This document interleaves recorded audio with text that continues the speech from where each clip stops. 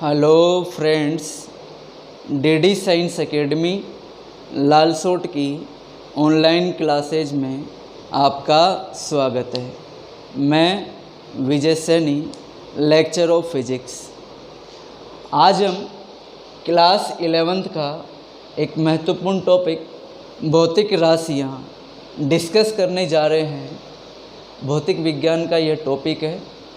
तो सबसे पहले हम यह जानेंगे कि भौतिक विज्ञान होती क्या है, भौतिक विज्ञान का अर्थ होता क्या है।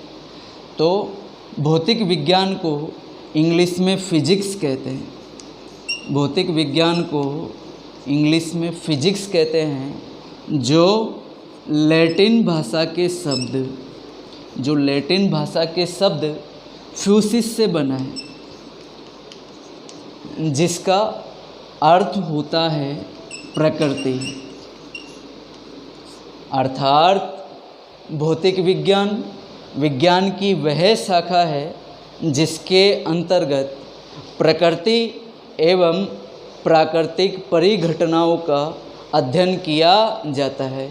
जैसे प्राकृतिक परिघटनाएं, सूर्य ग्रहण, चंद्र ग्रहण, बादलों का बनना, बारिश का होना, ये सभी की सभी प्राकृतिक घटनाएं होती है। अब हम हमारे टॉपिक पर आते हैं, भौतिक राशियाँ, फिजिकल क्वांटिटीज। तो भौतिक राशियाँ,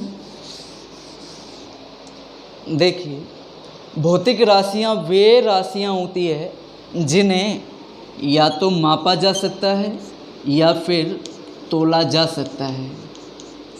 वे राशियाँ जिन्हें मापा या तोला जा सकता है भौतिक राशियाँ कहलाती है। जैसे मैं एग्जाम्पल लूँ, नंबर 1 लंबाई को हम माप सकते हैं, लंबाई को मापा जा सकता है। लंबाई को हम किलोमीटर में माप सकते हैं, लंबाई को हम मीटर में भी माप सकते हैं, लंबाई को हम सेंटीमीटर में माप सकते हैं। तो लंबाई को मापा जा सकता है, इसलिए जो लंबाई है वो एक भौतिक राशि है। इसी प्रकार से द्रव्यमान को तोला जा सकता है। द्रव्यमान को हम तोल सकते हैं किलोग्राम में, ग्राम में, मिलीग्राम में, क्विंटल में आदि में द्रव्यमान को तोला जा सकता है। इसलिए द्रव्यमान भी एक भौतिक राशि होगी। ले सकते हैं समय को भी हम माप सकते हैं हावर में, मिनट में, सेकंड में। समय को मापा जा सकता है, इसलिए जो समय है, समय भी भौतिक राशि है। क्लियर। अब इसके बाद भौतिक राशियों के प्रकार, कि भौतिक राशियाँ कितने प्रकार की होती है। भौतिक राशियों के प्रकार, भौतिक राशियाँ 2 प्रकार की होती है। नंबर 1 होती है मूल राशियाँ। नंबर 2 होती है व्युत्पन्न राशियाँ।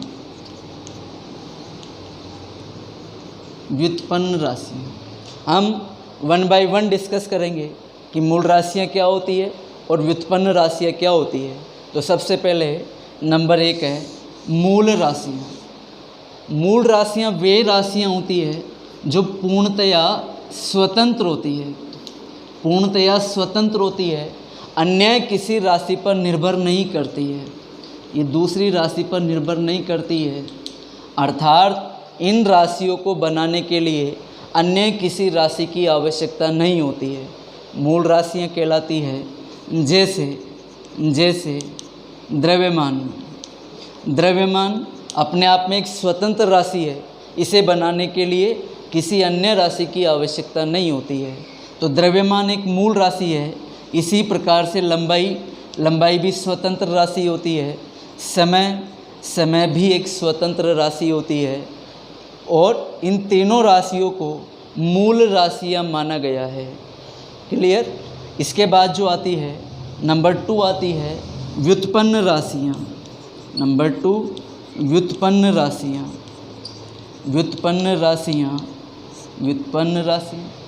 वे राशियाँ जिन्हें बनाने के लिए मूल राशियों की आवश्यकता होती है। अर्थात वे राशियाँ जो स्वतंत्र नहीं होती, मूल राशियों पर निर्भर करती है, क्या कहलाती है? व्युत्पन्न राशियाँ कहलाती है। जैसे अगर मैं व्युत्पन्न राशियों के एग्जाम्पल लूँ, व्युत्पन्न राशियों के एग्जाम्पल, नंबर 1 चाल। चाल का जो फॉर्मूला होता है, सूत्र होता है, चाल बराबर होता है दूरी बटे समय। दूरी एक तरीके से लंबाई होती है, दूरी एक तरीके से लंबाई ही होती है। लंबाई मूल राशि है, समय भी मूल राशि है। जो चाल है वो व्युत्पन्न राशि होगी, क्योंकि चाल को बनाने के लिए दो मूल राशियों की आवश्यकता होती है, लंबाई और समय की। इसके बाद नेक्स्ट एग्जाम्पल ले हम, वेग। वेग होता है विस्थापन बटे समय। वेग विस्थापन बटे समय। विस्थापन भी एक तरीके से लंबाई होती है, और समय मूल राशि है, तो विस्थापन भी मूल राशि होगी। इसलिए जो वेग है वो व्युत्पन्न राशि होगी, क्योंकि वेग दो मूल राशियों पर निर्भर कर रहा है, इसे मूल राशियों की सहायता से प्राप्त किया जा रहा है। इसके बाद अगर नंबर 3 ले हम, त्वरण। त्वरण त्वरण का जो सूत्र होता है वो होता है वेग बटे समय। वेग बटे समय, ये भी व्युत्पन्न राशि है। त्वरण से हम बल का सूत्र निकाल सकते हैं। बल बराबर होता है द्रव्यमान, बल बराबर द्रव्यमान इंटू त्वरण। बल बराबर द्रव्यमान इंटू त्वरण। तो बल भी एक व्युत्पन्न राशि है। तो ये थी मूल राशियाँ और व्युत्पन्न राशियाँ। इसके बाद जो हमारा नेक्स्ट टॉपिक आता है वो है मात्रक।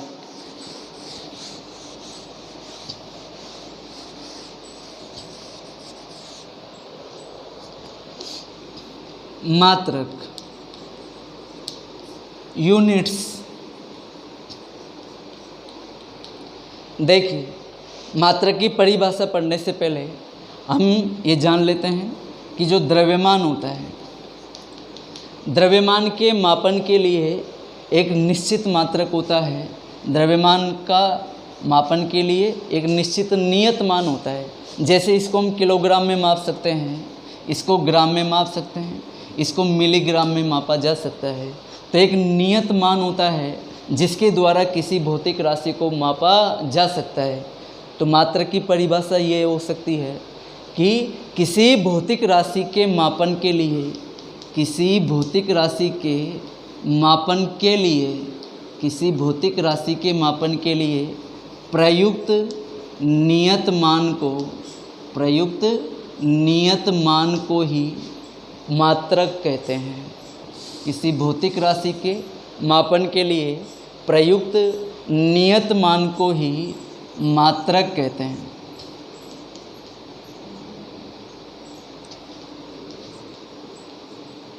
मात्रक कहते हैं। अब मात्रक भी दो प्रकार के होते हैं। नंबर 1 मूल मात्रक, और नंबर 2 व्युत्पन्न मात्रक। पहले होते हैं मूल मात्रक, नंबर 2 होते हैं व्युत्पन्न मात्रक। हम 1 बाय 1 पढ़ेंगे, जो मूल मात्रक क्या होते हैं और व्युत्पन्न मात्रक क्या होते हैं। नंबर 1 है मूल मात्रक। मूल मात्रक, देखिए हमने 3 मूल राशियाँ पढ़ी थी, द्रव्यमान, लंबाई और समय। इन मूल राशियों के जो मात्रक होते हैं वही मूल मात्रक कहलाते हैं। मूल राशियों के मात्रक मूल मात्रक कहलाते हैं। मूल मात्रकों के मापन के लिए 3 पद्धतियाँ दी गई है। नंबर 1 पहली जो पद्धति आती है वो है MKS पद्धति। MKS पद्धति, M से मीटर, M से मीटर, K से किलोग्राम, K से किलोग्राम, S से सेकंड, S से सेकंड। यानी कि मापन की इस पद्धति में द्रव्यमान को, लंबाई को मीटर में द्रव्यमान को किलोग्राम में और समय को सेकंड में मापा जाता है।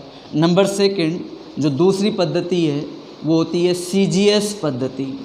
CGS पद्धति C से बनता है सेंटीमीटर, G से ग्राम और S से सेकंड।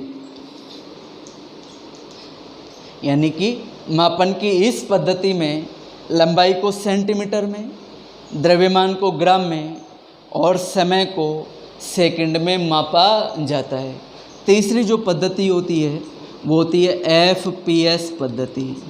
FPS पद्धति F से बनता है फुट, P से पाउंड, फुट, पाउंड और सेकंड, फुट, पाउंड और सेकंड।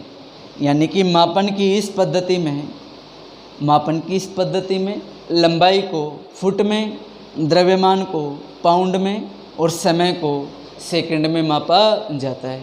तो ये मूल मात्रक और मूल मात्रकों के मापन की तीनों पद्धतियाँ MKS पद्धति, CGS पद्धति और FPS पद्धति।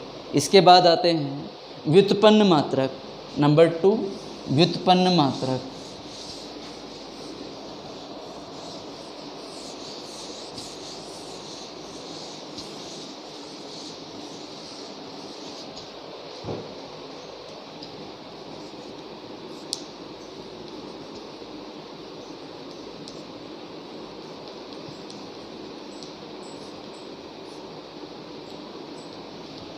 व्युत्पन्न मात्रक, जैसे हमने व्युत्पन्न भौतिक राशियों की परिभाषा पढ़ी थी कि वे राशियाँ जिन्हें मूल राशियों की सहायता से प्राप्त किया जाता है व्युत्पन्न राशियाँ कहलाती है।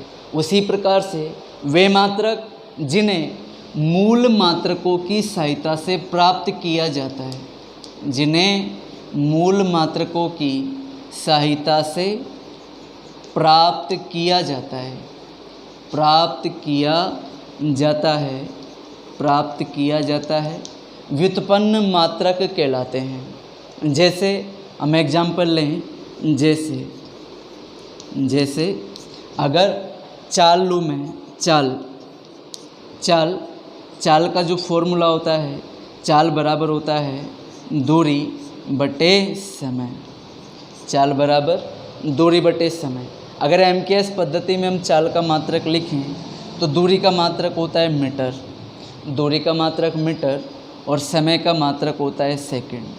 समय का मात्रक क्या होता है? सेकंड होता है। तो चाल का जो मात्रक होगा वो हो जाता है मीटर प्रति सेकंड। इसी प्रकार से व्युत्पन्न राशि होती है वेग। वेग का फॉर्मूला होता है विस्थापन बटे समय, विस्थापन बटे समय। विस्थापन लंबाई ही होती है। इसका MKS पद्धति में अगर मात्रक लिखें, विस्थापन का मात्रक होगा मीटर, समय का मात्रक होता है सेकंड। इसका भी वही मात्रक प्राप्त होता है जो हमें चाल का मात्रक प्राप्त होता है। यानी कि चाल और वेग के मात्रक समान होते हैं। वेग का मात्रक मीटर प्रति सेकंड होता है, वैसे ही चाल का मात्रक मीटर प्रति सेकंड होता है। और एग्जाम्पल हम देखें,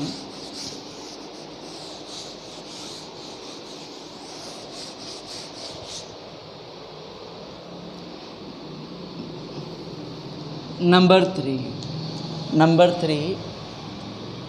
त्वरण। त्वरण का फॉर्मूला होता है वेग बटे समय। वेग में परिवर्तन की दर को त्वरण कहते हैं। अगर इसका मात्रक निकालें तो वेग का मात्रक होता है मीटर प्रति सेकंड। वेग का मात्रक मीटर प्रति सेकंड। 1 बटे में समय है, समय का मात्रक भी सेकंड होता है, इसलिए 1 सेकंड इज इक्वल टू, ये इसका मात्रक हो जाएगा मीटर प्रति सेकंड स्क्वायर। त्वरण का मात्रक होगा मीटर प्रति सेकंड स्क्वायर। नंबर 4 त्वरण से हम निकाल सकते हैं त्वरण से बल। त्वरण से बल का सूत्र होता है द्रव्यमान इंटू त्वरण, द्रव्यमान इंटू त्वरण F बराबर एम ए। F बराबर एम ए होता है, ए त्वरण होता है, m द्रव्यमान होता है और F बल होता है। इसका अगर मात्रक निकाले हम तो द्रव्यमान का मात्रक किलोग्राम, द्रव्यमान का मात्रक किलोग्राम होता है, हम MKS पद्धति में लिख रहे हैं। त्वरण का मात्रक होता है मीटर प्रति सेकंड स्क्वायर। ये त्वरण का मात्रक हमने निकाला था, मीटर प्रति सेकंड स्क्वायर। द्रव्यमान का मात्रक किलोग्राम, त्वरण का मात्रक मीटर प्रति सेकंड स्क्वायर, और ये बराबर होता है न्यूटन के। ये बराबर होता है न्यूटन के, क्योंकि बल का जो मात्रक होता है वो न्यूटन होता है। इसी प्रकार से नंबर 5 हम मात्रक निकाल सकते हैं कार्य का। कार्य का जो सूत्र होता है, कार्य बराबर होता है बल इंटू विस्थापन। कार्य का सूत्र होता है बल इंटू विस्थापन। तो बल इंटू विस्थापन, यहाँ से हम इसका निकाल सकते हैं मात्रक। देखो बल का मात्रक है, बल का मात्रक एक तो ये रहा किलोग्राम इंटू मीटर प्रति second square. Kilogram into metre प्रति सेकंड स्क्वायर, ये बल का मात्रक था। विस्थापन इंटू में है, विस्थापन का मात्रक भी लिख देंगे। विस्थापन का मात्रक होता है मीटर इंटू मीटर। इंटू हो रहा है ऊपर, इंटू मीटर लिख देते हैं, इंटू मीटर। यहाँ से अगर इसको हम लिखें बराबर होता है kilogram into metre, metre square प्रति सेकंड स्क्वायर, मीटर स्क्वायर प्रति सेकंड स्क्वायर। तो कार्य का एक मात्रक तो ये आता है किलोग्राम इंटू मीटर स्क्वायर प्रति सेकंड स्क्वायर। इसके बाद नेक्स्ट मात्रक हम निकाल सकते हैं, जैसे बल का मात्रक होता है न्यूटन, बल का मात्रक होता है न्यूटन इंटू विस्थापन का मात्रक होता है मीटर, विस्थापन का मात्रक मीटर। न्यूटन इंटू मीटर, और जो न्यूटन इंटू मीटर होता है इसी को बोला जाता है जूल।